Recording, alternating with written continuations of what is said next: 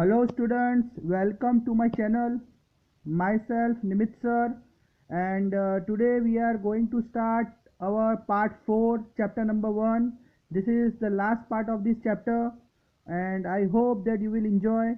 So let's begin students. तो students आज हम करने वाले हैं डिस्प्लेसमेंट रिएक्शन. बहुत ही इजी टॉपिक है स्टूडेंट्स. देखिए क्या होता है displacement reaction. So displacement reaction क्या होता है स्टूडेंट्स?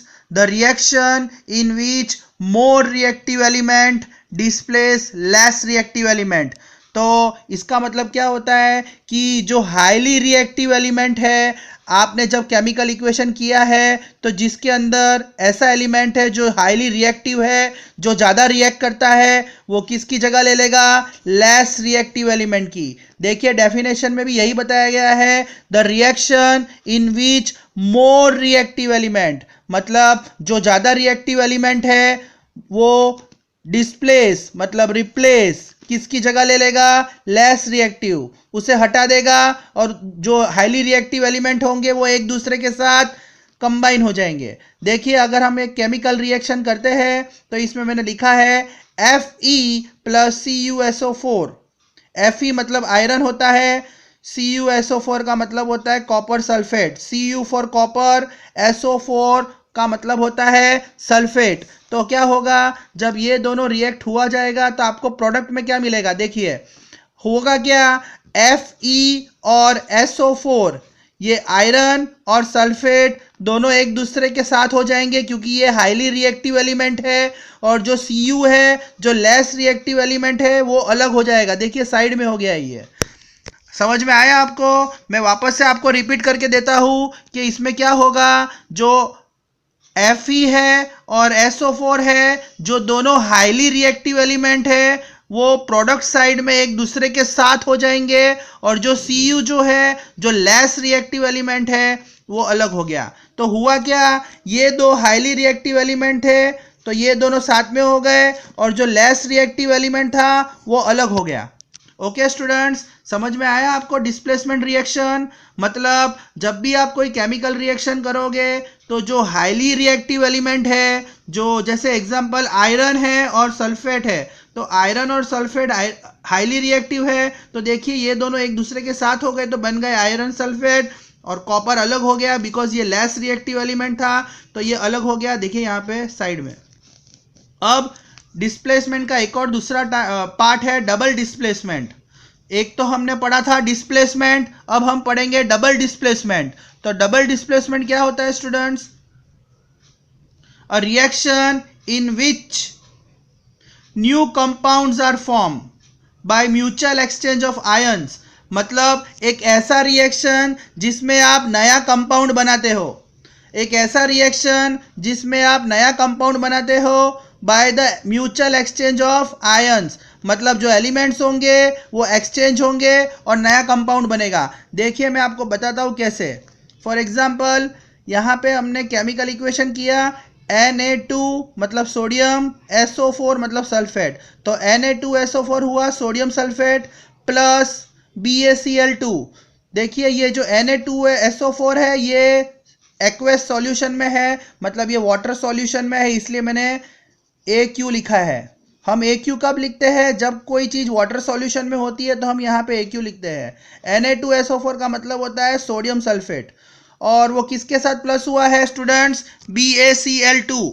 Ba मतलब बैरियम और Cl2 का मतलब क्लोराइड, तो बैरियम क्लोराइड. अब ये दोनों एक दूसरे के साथ रिएक्ट होंगे तो क्या बनेगा? देखिए एक्सचेंज हुआ है, जो आयन से कैसे एक्सचेंज हुआ, देखिए जो सल्फेट था वो Ba के साथ चला गया तो BaSO4 हो गया, और जो Na2 था वो किसके साथ चला गया? Cl के साथ, तो वो बन गया सोडियम क्लोराइड. ठीक तरह से समझना हो तो ये डायग्राम में मैंने समझाया है. देखिए आपका जो पहला जो एलिमेंट है वो Na2SO4 है, तो देखो मैंने यहाँ पे लिखा है Na2SO4. उसके बाद BaCl2. तो क्या हुआ, जो Na2 था वो सोडियम जो था वो क्लोराइड के साथ चला गया, और बैरियम जो था वो सल्फेट के साथ हो गया, तो BaSO4. देखिए एक्सचेंज हुए, यहाँ पे जो एलिमेंट्स है वो एक दूसरे के साथ प्रोडक्ट साइड पे एक्सचेंज हुए हैं, मतलब सोडियम क्लोराइड के साथ हो गया और बेरियम सल्फेट के साथ हो गया। तो जब ऐसे एलिमेंट्स एक्सचेंज होते हैं और उसमें से जो नया कंपाउंड बनता है उसे हम डबल डिस्प्लेसमेंट बोलते हैं। ओके स्टूडेंट्स, देखिए अब क्या हुआ, BaSO4 बना तो बेरियम सल्फेट हो गया और NaCl बना तो सोडियम क्लोराइड हो गया। मतलब जब एलिमेंट एक दूसरे के साथ एक्सचेंज होके नया कंपाउंड बनाते हैं उसे हम बोलते हैं डबल डिस्प्लेसमेंट। अब स्टूडेंट हम एक नए टॉपिक पे आने वाले हैं। नया टॉपिक है हमारा प्रेसिपिटेशन। प्रेसिपिटेशन का मतलब होता है insoluble solid that emerge from liquid solution. जब भी आप वाटर में कोई केमिकल रिएक्शन करोगे, पानी में कोई भी केमिकल रिएक्शन करा जाएगा और उसके अंदर कोई इनसॉल्युबल सॉलिड, मतलब ऐसा सॉलिड हो बनेगा, ऐसा पार्टिकल बनेगा जो पानी के अंदर इनसॉल्युबल होगा, मतलब जो सॉल्युबल नहीं होगा। प्रेसिपिटेशन का मतलब होता है आप जब भी कोई केमिकल रिएक्शन लिक्विड में करते हो तो उसमें से कोई नया सॉलिड क्रिएट होता है। क्रिएशन ऑफ न्यू सॉलिड, मतलब कोई ऐसा सॉलिड फॉर्म होगा जो पानी के अंदर इनसॉल्युबल होगा, जो ऊपर ही ऊपर फ्लोट होगा। पर ये कब होगा, जब आपने कोई केमिकल रिएक्शन, कोई एक्सपेरिमेंट किया है, आपने जब कोई एक्सपेरिमेंट किया होगा और जब भी आपने कोई भी केमिकल रिएक्शन किया होगा तो उसमें से कोई नया सॉलिड फॉर्म हुआ होगा, उसे हम प्रेसिपिटेशन बोलेंगे। अब हम पढ़ेंगे ऑक्सीडेशन। ये नया टॉपिक है स्टूडेंट्स। ऑक्सीडेशन का मतलब होता है addition of oxygen to substance. तो मतलब स्टूडेंट्स ऑक्सीडेशन का मतलब होता है कि जब भी ऑक्सीजन ऐड होगा, मतलब ऑक्सीजन बनेगा और हाइड्रोजन रिमूव होगा, और जब भी हाइड्रोजन रिमूव होगा और ऑक्सीजन ऐड होगा तो उस चीज को हम बोलेंगे, उस प्रोसेस को बोलेंगे ऑक्सीडेशन। देखिए मैं आपको एग्जांपल के तौर पे समझाता हूँ। Cu+O2, कॉपर और जो ऑक्सीजन है इसमें रिएक्टेंट पार्ट में दोनों अलग है, और यहाँ पे देखिए ये बन गया copper oxide. Copper plus oxygen gives copper oxide. देखिए यहाँ पे क्या हुआ, ऑक्सीजन ऐड हो गया, कॉपर और ऑक्सीजन एक दूसरे के साथ ऐड हो गए। तो जब भी ऑक्सीजन ऐड होगा तो उस प्रोसेस को बोला जाएगा oxidation. Again I am repeating students, whenever oxygen is added on the product side, देखिए यहाँ पे हमने ऑक्सीजन को ऐड किया है, आपके प्रोडक्ट साइड में ऑक्सीजन ऐड हो गया कॉपर के साथ, तो उस प्रोसेस को हम ऑक्सीडेशन बोलेंगे। अब हम करेंगे स्टूडेंट्स रिडक्शन। रिडक्शन इसका टोटली अपोजिट है। देखिए इसमें क्या बताया गया है, ऑक्सीजन जो है वो हटेगा और हाइड्रोजन बनेगा। इस प्रोसेस में हमने पढ़ा था ऑक्सीजन बढ़ेगा, ऑक्सीजन ऐड होगा और हाइड्रोजन निकलेगा। रिडक्शन में उल्टा होगा स्टूडेंट्स, बहुत इजी है। इसमें हाइड्रोजन प्लस होगा और ऑक्सीजन माइनस होगा। देखिए ये हम जो केमिकल इक्वेशन कर रहे हैं उसमें मैं आपको ठीक तरीके से समझा रहा हूं। CuO+H2, देखिए यहाँ पे कॉपर के साथ ऑक्सीजन है, यहाँ पे कॉपर के साथ ऑक्सीजन है, और जब वो प्रोडक्ट साइड जाएगा तो देखिए कॉपर और ऑक्सीजन अलग हो गए, मतलब यहाँ पे ऑक्सीजन हट गया, माइनस हो गया। कॉपर के साथ जब ऑक्सीजन था रिएक्टेंट पार्ट में, और यहाँ पे देखिए कॉपर और ऑक्सीजन दोनों अलग हो गए। तो जब ऑक्सीजन किसी एलिमेंट के साथ अलग होता है तो उस प्रोसेस को हम रिडक्शन बोलते हैं। और एक और बात स्टूडेंट्स, इसे हम रेडॉक्स रिएक्शन भी बोलेंगे। ये बहुत ही आईएमपी है, क्योंकि ये प्रोसेस के अंदर क्या देखा गया है, ऑक्सीडेशन भी हुआ है, रिडक्शन भी हुआ है। देखिए अगर मैं आपको ये इक्वेशन समझाऊं तो पहले तो हमने क्या किया है, कॉपर और ऑक्सीजन यहाँ पे दोनों साथ में थे, दोनों अलग हो गए। तो जब ऑक्सीजन अलग हो गया तो उसे हमने बोला रिडक्शन। पर देखिए ऑक्सीजन हाइड्रोजन के साथ ऐड हुआ है, मतलब ऑक्सीजन माइनस तो हुआ, ऑक्सीजन कॉपर के साथ अलग हो गया, पर वाटर के साथ हाइड्रोजन के साथ ऐड हो गया। तो यहाँ पे आपको दोनों प्रोसेस देखने को मिला। ऑक्सीजन अलग भी हुआ है और किसी के साथ जुड़ा भी है। कॉपर के साथ अलग हो गया, हाइड्रोजन के साथ जुड़ गया। तो दोनों प्रोसेस हमें देखने को मिले। यहाँ पे हमें रिडक्शन भी देखने को मिला और ऑक्सीडेशन भी देखने को मिला। तो जब भी ऐसा प्रोसेस देखने को मिलता है तो हम उसे रेडॉक्स रिएक्शन बोलते हैं। तो आपको जब पूछा जाएगा तो आपको ये बताना है, एक केमिकल इक्वेशन लिख देना है और ये लिखना है कि a process in which both oxidation and reduction are seen that is called redox reaction.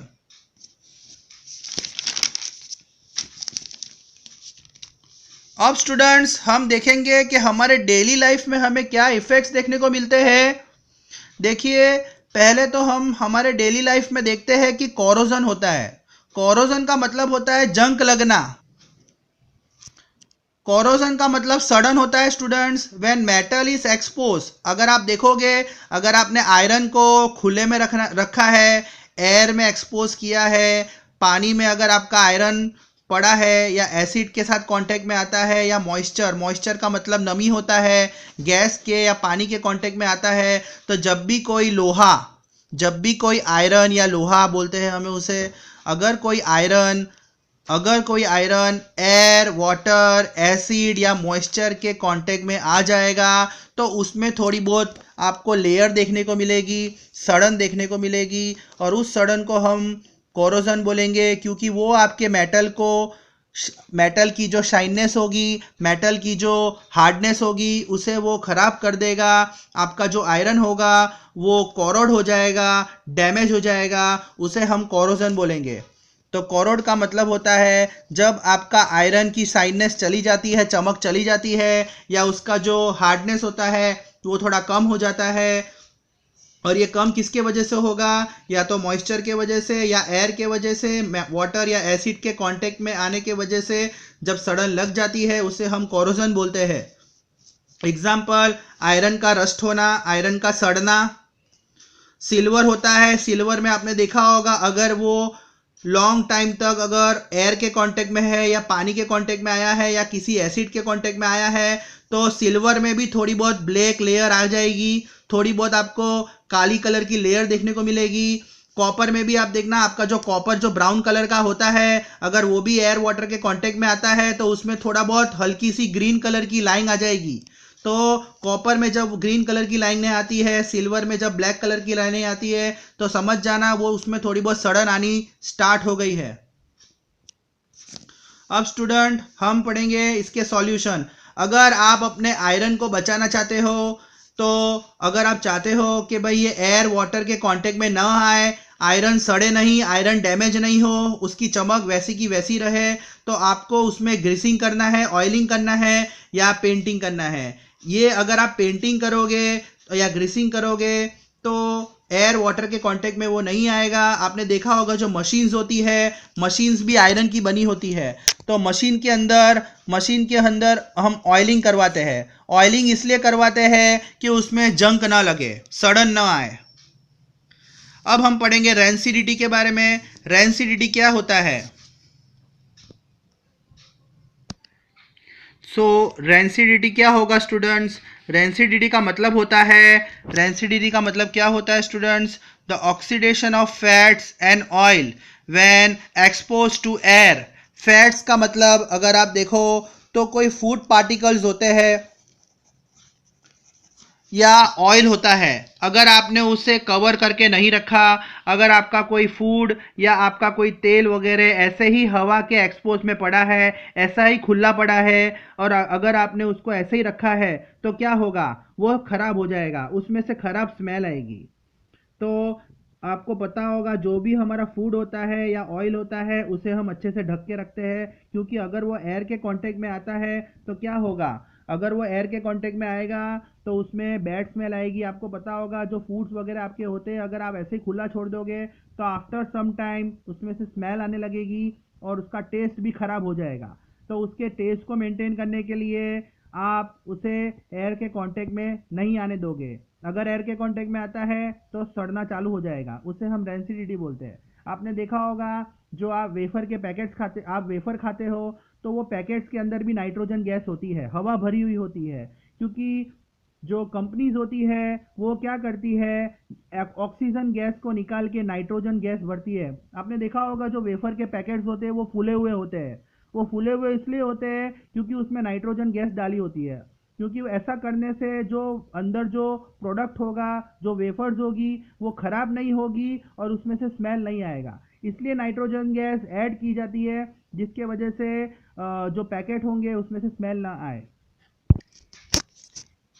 इसलिए कंपनी का मकसद यही होता है कि जो गैस होती है, ऑक्सीजन गैस होती है, उसे रिमूव करे।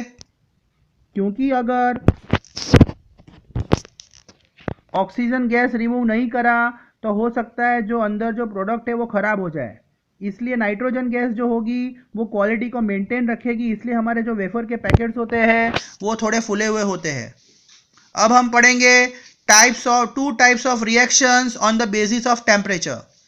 सो पहले दो तरह के रिएक्शंस हम पढ़ेंगे जो टेम्परेचर पे बेस है। पहला है एक्सोथर्मिक और दूसरा है एंडोथर्मिक। एक्सोथर्मिक का मतलब होता है जिसमें हीट रिलीज होती है। आप प्रोडक्ट को तो बना रहे हो, जब आप केमिकल रिएक्शन करोगे तो नए प्रोडक्ट बनेंगे, नए एलिमेंट भी बनेंगे, पर एलिमेंट के साथ साथ आपको हीट भी मिलेगी। जैसे अगर आप नेचुरल गैस को बर्न करोगे, अगर आप नेचुरल गैस को बर्न करते हो तो देखिए आप मीथेन और ऑक्सीजन, CH4 का मतलब होता है मीथेन। मीथेन को अगर ऑक्सीजन के कांटेक्ट में लाया जाएगा, मीथेन को अगर ऑक्सीजन के कांटेक्ट में लाया जाएगा तो आपको कार्बन डाइऑक्साइड भी मिलेगा, वाटर भी मिलेगा।